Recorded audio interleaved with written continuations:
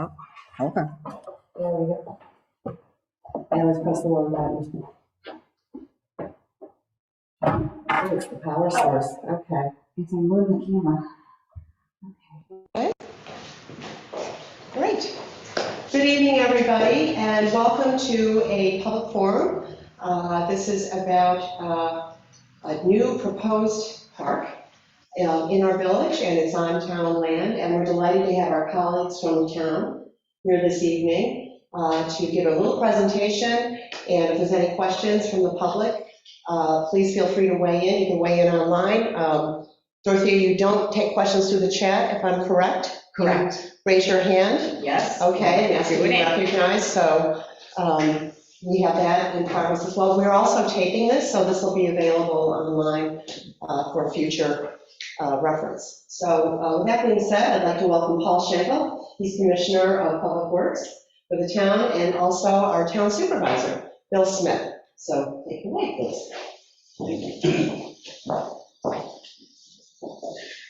Thank you, Mayor Plummer and village trustees. It's a real opportunity to do something that I hope will be seen as a great improvement in the village. I was here to talk to the village board about these plans and some others. I think it was last October, September, October, around then. That's true. And so these plans have been available for people to look at on the town website, and I believe through village channels as well, at least since then. And what we've had that lot by the North Main Street entrance to the library parking lot.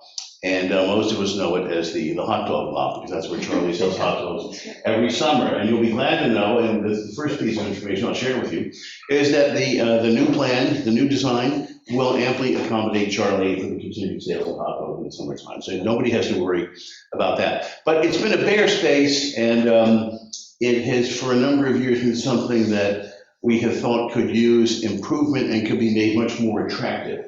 And so the town last year engaged a landscape architect, Sue Steele, who was our landscape architect for the nature preserve, to come up with a plan for that space. It's a small space, so it takes some thinking to be able to know what to do about it and to make it look really good. She came up with a plan that we think is very attractive and will be a real addition to the aesthetic quality of the village. So I will ask Commissioner Paul Schenkel to tell you a little bit about the history of the space and talk in detail about the plan and go over it with you. So thank you all again. Thank you all for having us tonight. It's a pleasure to be able to present our plans. I'm very fortunate as a lifelong resident that I actually know it as the Tillis lot, due to the fact that was the dentist there. I'm quite sure before the Tillis lot, it had another name too, but certainly that predates me. So occasionally you might hear me refer to it as the Tillis lot or the hot dog lot. Just to give you a little bit of context of why we're here at this stage. Conversation actually started really kind of indirectly all the way back to 2011. 2011 is when my parks foreman at the time, Doug McVeigh, started seeing distress of the Copper Beech in what is known as Copper Beech Park. As I'm sure many of you are aware, that is the symbol of our town, that is part of our town symbol. The tree with the age that it is certainly is well representative of Pittsburgh and vice versa. So between 2011 and all the way up to 2014, we were working with horticulturists and arborists and other scientists to do everything we could to save that tree. It had a fungus that is known in the Copper Beech family of trees. I don't dare try to pronounce it, but we knew exactly what the fungus was, and we knew what the lifespan of the tree was going to be. So we did everything we could to keep that tree alive. Between 2011 and 2008, it did receive a number of treatments. The distress continued to get worse. The arborists, horticulturists kind of were telling us over time that we were going to lose the tree. We needed to start making some plans. In that same time frame, a limb came down And we totaled a Ford, I believe, that was parked underneath the tree, so that started to scare us a little bit. There was, again, we started to think about cabling the tree to make sure it was safe. But again, after 2018, the real hard decision came that we needed to remove the tree. The fungus had really impacted the heartwood of the tree itself. So the tree may have looked healthy. You can see the distress in the leaves. The limbs were starting to fail. But the tree as a whole still looked pretty healthy, but it was the fungus that was really kind of softening up the heartwood of the tree, ultimately causing it to fail. So before 2018, we made a conscious decision. We took about 100 cuttings off the top of the tree so that we could propagate and graft, to create its offsprings. We used a company, Cold Water Nursery out of Phelps. They took the cuttings and they started to propagate the trees. We knew those trees were going to take anywhere from probably 4 to 6 years for us to really have viable trees that we can give back to the community. In April of 2018, I believe it was actually specifically April 30th of 2000 and April 23rd of 2018, town held a ceremony, kind of a farewell ceremony, and a few days after that, the tree was removed. At such time, we started having casual discussions as to what we could do with the park. Its name kind of really solidified what was going on there. And one thing that was made very clear to us is that when you lose a Copper Beech tree to fungus, the last thing you want to do is plant a Copper Beech tree in that same general area. So we kind of sat on this for a little bit. We started, again, having casual conversations of what to do with the park, as well as maybe what to do with the Tillis lot. The saplings continue to grow. We had great success. We also had taken some of the wood, which had been milled, had been distributed to the community. There's kind of versions of that wood at various businesses around town. We still have some of the wood in our possession so that ultimately we could decide what to do with it in the future. But it wasn't until April 30th of 2021, which happened to be Arbor Day. At that time, we made a conscious decision to take the first offspring of the Copper Beech tree and plant it in the Tillis lot, with the intent that with that Copper Beech tree that we will over time develop a park around it. And the concept was kind of to develop a passive park. The following year, in 2022, is when those offspring, those 100 or so Copper Beech trees were ready to distribute to the community.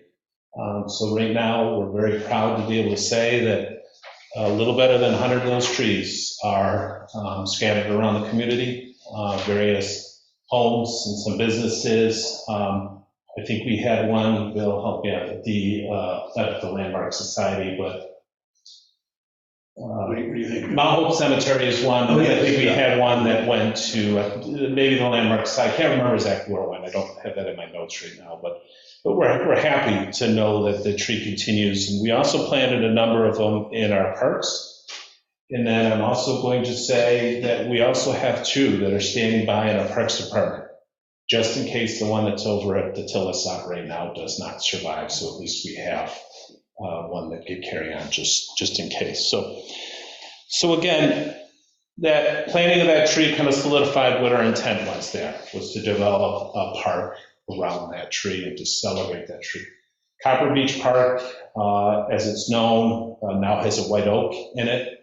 It seems to be doing well. A year or 2 ago, it gave us a little bit of a scare, starting to show a little bit of distress, but I think we got that under control and it seems to be doing well. So, you know, kind of the first concept that we still haven't wrapped our head around is right now we're calling the space Copper Beech 2.0.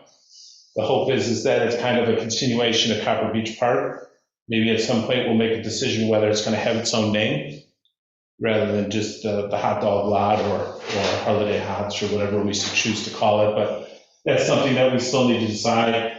Or maybe we just do in fact call it Copper Beech Park and we rename where the White Oaks is right now. But the fact is that one of our key decisions as we develop this park is to make sure, and this is again, just to put you in context, 4 corners right here, Copper Beech Park right here, library there. So the intent is to make that connection between the existing Copper Beach Park and to build this somewhat green connection to the existing Tillis lot. So that was one of our goals right off the bat, was to be sure that connection is there. We are fortunate that because of space constraints between the rear lot of the businesses and the town parking lot, it's a little bit narrow. We didn't really want to see too much parking given up because we've already kind of installed a couple of EV charging stations, so we didn't want to have to relocate those. We also have behind Thirsties, there's a dumpster that by all means they need to get access to. So we were able to squeeze in a narrow buffer, a narrow kind of green ribbon to be able to make that connection. The owners of the vacant business, which I believe is number 8 North Main Street, they were kind enough already to grant us an easement to allow that trail connection to get through.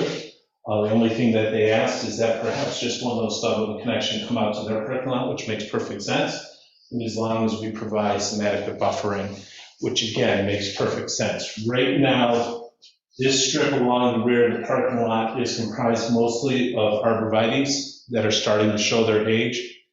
When the library was constructed in 2005, we tried our best to try to save some of those arborvitaes and infill, but they're really truly just kind of showing their age. So it might be a nice opportunity, but to try to replace some of that buffer. The goal of the park, besides that connection, has always been to maybe still provide a space for a food vendor. Currently, and as of last night, the town once again re-upped the vending agreement with Charlie Clanton from Harley Hot, so he'll be back again this year. He's committed to us. He's made it very clear that he still has a handful of years left in his energy before he truly once again retires. So the thought is instead of pulling a hot dog cart, or maybe in the future a food truck right off of Main Street, that maybe we do, again, this is the driveway to the rear of the parking lot for the library. The thought is that we provide a pull-off. In that pull-off right now, what we're considering is along the curb, which is a granite curb, is that we lower that and we have a mountable curb. We secure it with some bollards and a chain, some attractive bollards and the chains, so that maybe off-hours people aren't using that for parking. So it's always kind of stays open for a food cart and or a hot dog cart. So the thought is that whomever has that vending permit through the approval of the town and the village will be able to pull into that spot and have kind of a secure location off of the driveway. So that was kind of the initial context. Then the thought was again, trying to have a small pocket passive park that people can, one, enjoy lunch, two, perhaps just relax, perhaps even consider playing some games on the tables, and I'll get into those details in a few minutes. And again, just maybe sit around and enjoy the surroundings. I'll get a little bit of shade, and then also to celebrate the Copper Beach that is currently growing there as we speak. So what you're seeing is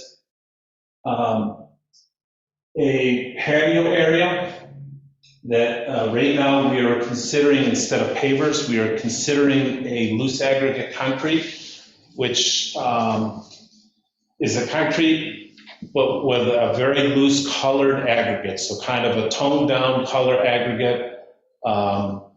It might look a little bit like stone, it might look a little bit loose, but it's still firm in place.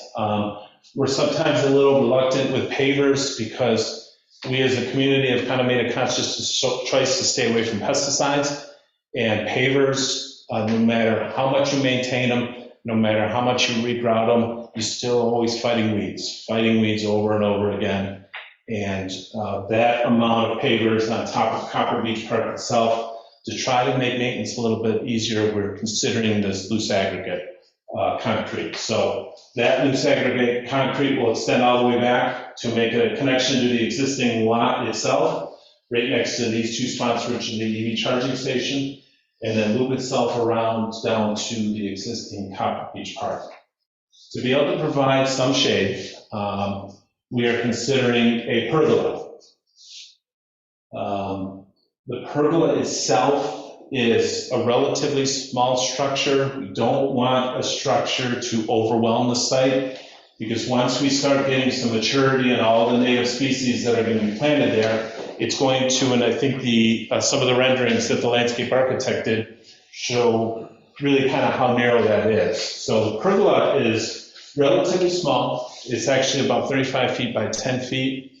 The thought is that we didn't want that structure, such as a pavilion, a larger pavilion, to overwhelm the copper beech tree itself, because it's going to take quite some time for that copper beech tree to really be visible from the street, but we'll get there. So the thought behind the pergola is to keep it simple, keep it open, allow for something similar to wisteria, but not wisteria, because wisteria is very aggressive, very strong. And if you're going to build a pergola that's capable of withstanding the power behind wisteria, it actually would probably have to be engineered even beyond what it is now, because wisteria is very aggressive. What we are considering at this point, and this is one of the only species besides the copper beech that we've really narrowed down yet, is clematis. If I'm saying that correctly, are there any gardeners in the room? Clematis, thank you. I'm pretty good with my flowers, but I don't know my growing vines very well. So that is similar to wisteria, but not as aggressive. Still relatively fast growing. Flowers very nice. Will provide some shade, but not overwhelm the site, not overwhelm the pergola. We will have a small grassy area that exists around the copper beech itself, so there'll be a small little lawn area for kids or others to enjoy if you want to just sit in the grass. We will have formal landscape beds around to buffer the building, as well as to start thinking about buffering some of the backside. If you notice right now, when you look down the site, because the arborvitaes are starting to show their age, and then there's also some cottonwood trees. There's also been 1 or 2 ash trees that have since been removed. Unfortunately, right now, you can see all the way down through the lot. So one thing we really want to do is to break that up, is to try to provide at least some screening, so you're not just seeing a massive parking lot. So again, a little bit of a grassy area around that copper beech tree. The goal is that the park itself will be tactfully lit, perhaps using these same bollards that are currently in the lit bollards that are in the Copper Beech Park right now. Those are dark sky compliant. It's enough that we hope that people feel when they're sitting in the park in the evening or at night, they feel secure. It's also perhaps just enough light so that maybe if someone's out patrolling, they can see if there's any nonsense going on in there. So it's not going to be enough light that you could read by, but it's enough light that I think you'll feel secure. So we are scattering those bollard lights around the park as well as the path, so it kind of continues to make that connection to the existing Copper Beech Park. We are proposing a small garden shed. The reason we're talking about a garden shed is the way my parks operation works is during the summer months, we have a seasonal employee whose responsibility is to take care of Port Pittsburgh, the Veterans Memorial, as well as the library. And ultimately, this Copper Beech 2.0 will be on their responsibilities as well. So currently, right now, what they're doing is they're kind of operating either out of a town truck or their own personal car. So the hope is that we do have some basic garden supplies, wheelbarrows, barrels, hand tools, those kind of things. So we do want to be able to provide a little bit of access or a little bit of storage for that as well. Another reason we like this shed is because what we are suggesting at this time, one is in the patio portion itself, we're thinking of some cafe-style tables, similar to what you maybe see in front of Ruger's, similar to what we just put in the patio at the Speed Community Center. But our thought is that we take those one step further, and this is an idea of our parks foreman, Jess Neal, is she's suggesting some game tables. Chess or checkers, backgammon, those type of things. Now, it wouldn't be our role to be able to provide the chess pieces. I think people that use game tables or like those type of settings tend to bring their own. And then we just provide them the comfortable space and the chessboard itself that would be built into that table. So we would provide a handful of those game tables as well as just other cafe tables, all of which are movable. You can shift them around, and then ultimately they would go into storage during the winter months. We're also considering maybe something similar to some Adirondack chairs, just scattered around so that people can, perhaps if they're eating lunch, they have that armrest large enough to be able to set some food on and a drink, and to be able to just kind of gaze over a copper beech tree or watch the traffic go by on North Main Street. So we're thinking of some Adirondack chairs or something similar to that, something that's casual and something that's easy to move. Right now, we don't necessarily have the gardens drawn up, but the gardens and the buffering and the replacement of the arborvitaes, all of that will be decided upon once we really kind of get down into the minutia of determining species. But the goal is that this continuation of the planning goes all the way through. With this easement and with this relocation or this addition of the trails, the connection, we're actually losing two parking spaces. So the thought is if you remember, the parking continues all the way down to the dumpster.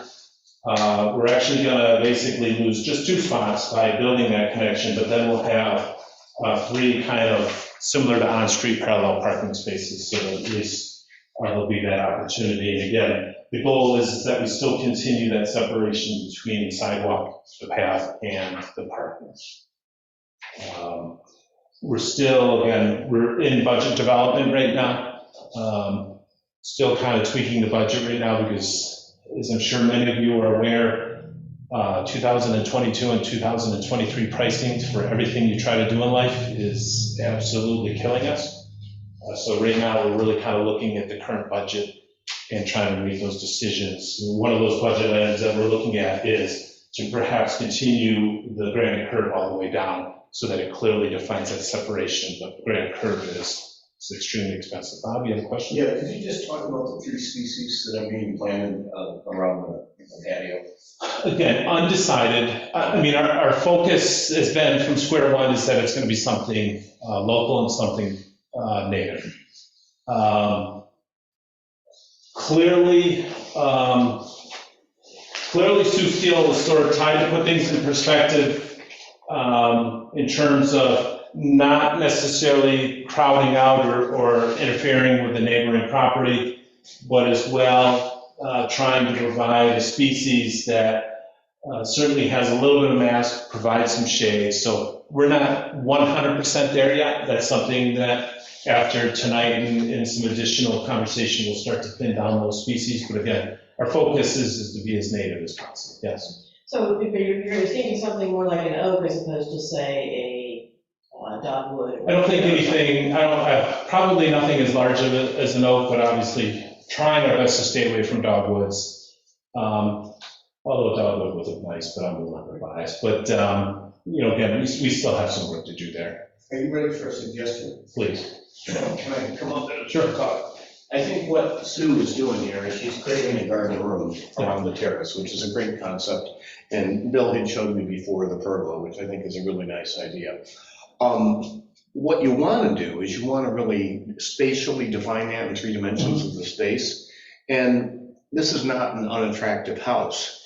And I'm wondering if you flip these little trees over to this side, because when the truck, there's not a food truck here, which will be most of the time. This is going to be open to the driveway and the parking spaces over here. But if you planted these trees in a line here, you could still have the food truck here. But it will define spatially this edge of the terrace, so you won't feel like you're part of the parking lot. You'll feel like you're in a separate garden. So that simple switch to flip those over to that side, and that's why I asked what species they are, because I'm sure it's going to be something small like a... It's going to be something relatively small. But that might be more effective at really making this feel like a garden. Sure, understood. We've had... Our Speedway Community Center has kind of taught us as well is the use of some larger pots at Spiegel, we have some very large ones that are easy to water, they're easy to maintain, they allow seasonal displays. So that is something that we also thought would help kind of break up some of the hardscaping as well. The ones over at Spiegel right now, I'm going to wager against they're probably about 3 feet across. They're fairly large, fairly heavy, but I think our intent is over time that we include some of those as well, just to help break things up and define the space a little bit better. But as Bob mentioned, with the maturity of the trees, the space is very narrow, and it will become very narrow. So I think we want to kind of take advantage of that and kind of celebrate that a little bit. Again, long-term focus is the Copper Beech. So we want to make sure that what's in place doesn't necessarily overshadow the Copper Beech tree, which ultimately, hopefully, is something in the future, yes. Thanks, by the way, for planting the white oak, which is a keystone plant, which is. And we have our fingers crossed every year. Yeah, no, that's really great. And I have a couple of questions, because I remember years ago when we had the Village Farmers Market, and there was an electrical outlet at the one end. Yes. Will there still be access, if there is like a food truck or anything? Because I know you have the chargers down there. we have the chargers here, we also have a panel there. We jokingly call it our festival panels, that's where the bands that we'll plug into and stuff. So the goal is that, our hope is that outlets will continue with all the bollards as well. We'll try to include an outlet each of those bollards, and certainly we can provide a pedestal for food trucks. I mean, they tend to be a little bit self-contained. Yeah. But I think when they have an opportunity to plug in rather than having a generator run all the time, I think they appreciate that as well. So that's something we can consider. And then the other question I had, is there access to water?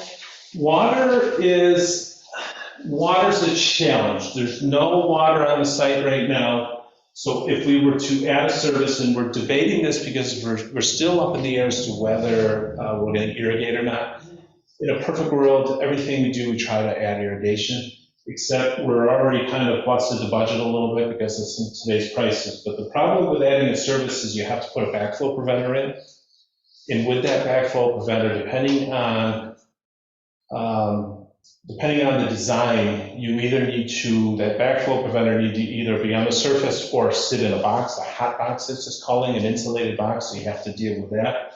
Or if you're fortunate enough to get it below grade, you have to be able to prove to the water authority that it can drain. So for example, when we put the Veterans Memorial in, we were able to put the backflow preventer below grade in a vault because we had a gravity drain that would allow it in case it ever fills up with water.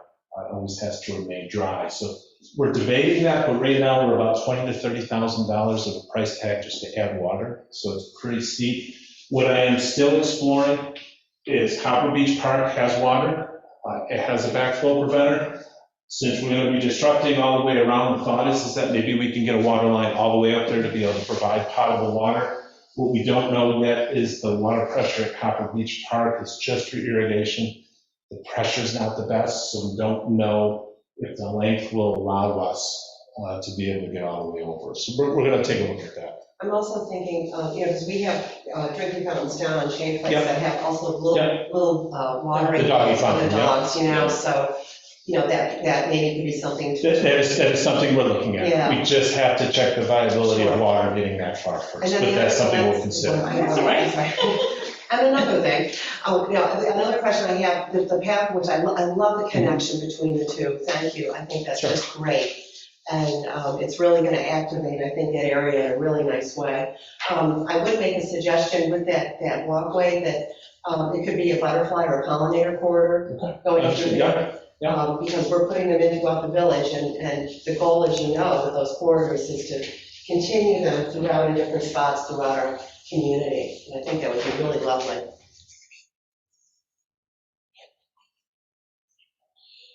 We are long-term as well with this aggregate, this loose aggregate concrete that we're discussing. The thought was maybe long-term, the next time we have to get into the old Copper Beech to do some type of renovations and improvements. The thought was that maybe then we'd have a continuation of that same material. Because again, the pavers The pavers at Copper Beach look good, but it's not stop maintenance. As the old Copper Beach street continues to rot, and the root structures continues to rot, we're finding settling.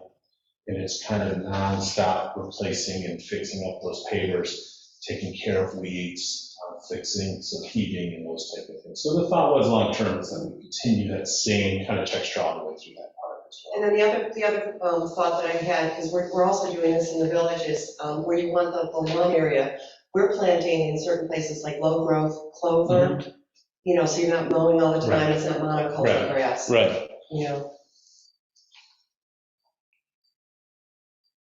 Okay. Yes.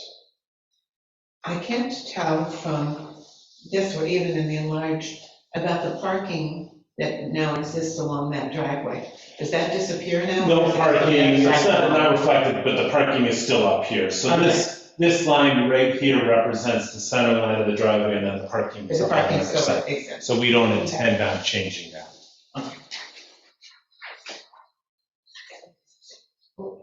I have a question from the public. Sure. Mr. Walter, you're able to speak? Yes, can you hear me? Yes. Yeah, great. Hi, this is Jim Walter. I'm sorry I can't be there in person. And if you're planning to cover this at a later point, then I can just wait. But I didn't hear anything about lighting there.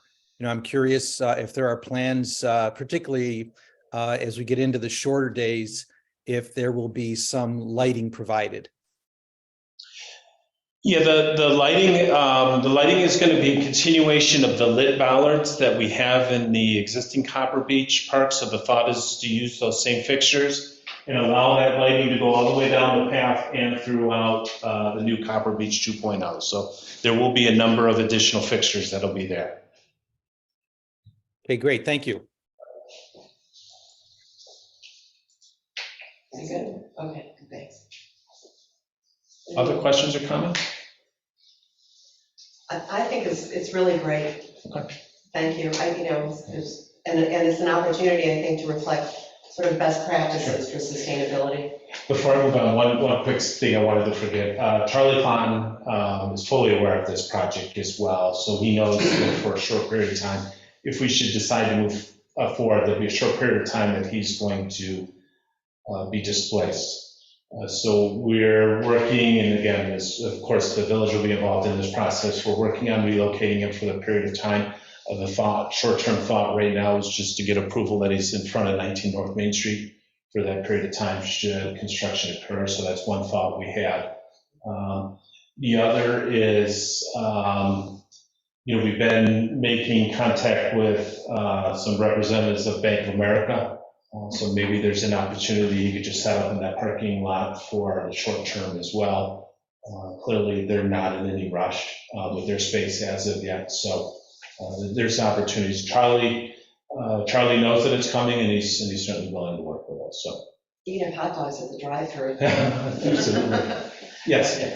Justin Lightcap in the Village of Pittsburgh Board. Just wanted to clarify in terms of the procedure here. It sounds like a couple of the ideas are still being clarified and changed. I was wondering if when things are finalized, will there be an application to the village to proceed with this project of any sort? Maybe I'm best situated to answer that question. And the answer is no, there will not be. This is our application to the village. Our application to the village has been the dialogue we've had with the village since we submitted these plans for village review. And this is on advice of council. We do not submit things to other municipalities for approval. The issue is that if we did do so voluntarily, we could compromise our independence going forward. However, it's unthinkable that we would do something in the village without having the benefit of the input and advice of the village government, which is to whom we first submitted the plans, and the residents of the village. Already, we've had comments that have come up both before this meeting and at this meeting tonight that are clearly going to make this a better project than before. So I think we need to draw the two separate and distinct concepts, a formal approval process or a process by which we get the input from the people in the village who can make a difference for the benefit of the village residents. Yeah, I'd like to add to that too, because I mean, I think part of this process really has been reaching out to all the stakeholders. I mean, this has been certainly posted on the town website. You had discussions at the town level. We're part of the town in the village as well. So again, I think we're just trying to, keep the dialogue going, make sure we're getting dotting i's and crossing t's in terms of input and sort of where it's going. And I love the idea of a park right there on North Main. I think it's just going to be great. Sure, if I could just follow up on that, I appreciate the explanation, and I also appreciate the investment in the village. It sounds like a great project overall, and I think it's really going to benefit the community in many ways. I'm just trying to clarify my understanding and the operations of our board, how things are planning on proceeding. Along the same lines, is there an anticipated groundbreaking date to start the construction of this project? We still need to refine budget. We still are working on determining, we've set a budget already. Money's been secured for this project. Estimates are a little bit high right now, and so we need to work on that a little bit. One way we do that is to figure out maybe there's some aspects of the project we can self-perform as the town. Once that work is completed, and we also solicit all the comments possible, make the changes that perhaps are necessary to the plans, start to define those species, then we'll finalize those bid specifications and go out to bid. One thing that we do know is there's going to be a small golf tournament in town, so we don't want to get involved in that mess at all. So again, if all the planets align and everything works out, maybe late spring is when we hope to be working on this. Again, we're challenged by summer heat. We don't want to plant midsummer. So if we cannot get everything going, because again, this has to be a public bid project, so we have to go through the procedure of advertising and sealed bids. If we cannot meet that milestone of the end of spring, when it's still safe to plant, then we'll probably wait till fall. Or I should say late summer to get the bulk of the heavy work out of the way with early fall planting. I mean, in a perfect world, it's really always best to plant in the fall anyways, especially trees and shrubs, but we'll see what happens. But again, we're going to try for late spring. Thank you. Yes. This is just a different type of question, because I know you have bike racks over by the library. Will there be any bike racks that are maybe adjacent to the park area? That is something certainly we can consider. We are also expanding, the goals are to expand the bike racks at the library as well. It's not only in the front, but in the back, but that is clearly something we can look at as well. And I certainly will see if there's a feasibility for that, so. Thanks. Any other, yes? This is a very practical question, after all this, legal and other issues, but if this is a solid concrete surface, how is it going to drain? Well, we do have drainage already exists on the driveway and in the library parking lot itself. So in all of that drainage, interestingly enough, all that drainage was designed with current stormwater features in place. So there's what's called a vortex. There's a stormwater treatment facility underneath the library parking lot. So the majority of the drainage will be redirected towards the parking lot itself, so that it in fact goes through that structure. Very slightly sloped. So it's going to have a very slight slope away from, one, obviously we can't drain into the neighbors, and we don't want to have to drain any more that's necessary out to North Main Street. So again, in most cases, everything's going to be heading towards the town parking lot. Is there anything else online? Okay. Any other questions or comments? I think you covered a lot. Thank you. Well, thank you so much to our friends from the town to share this information with us, and thanks to people tuning in and everybody joining us this evening. And I'm sure that you're still available at the town if there's any questions, or you can call here at Village Hall. Thanks again. Thank you. Thank you. Yeah, nice.